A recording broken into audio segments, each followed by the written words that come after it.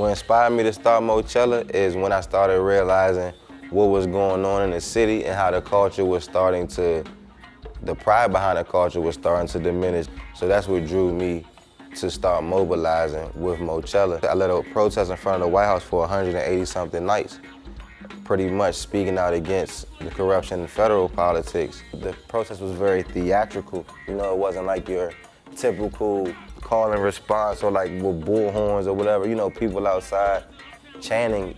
We actually uplifted these methods of, you know, using music and all these things to show our dissent. And I noticed how music was the glue and how it brought people together no matter what you look like. I noticed how disenfranchised my community was with politics and how I needed to use the culture, pop culture and music to engage them and motivate them essentially.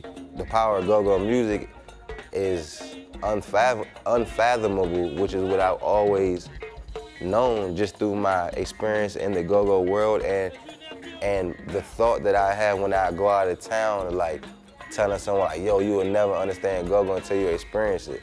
I don't see the culture being displayed a lot throughout the city or as it once was. I see it more commemorated with murals. So it's just being sold as like these certain neighborhoods or spaces, but you don't really see the actual culture there. So that's why I feel like Mochella is so unique. DC always been a very prideful place. I always had very special indigenous people, you know what I mean? It's very, natives very special. So I'm here to update politics essentially. I think I've been a huge catalyst for more of the community paying attention to what's going on in the city.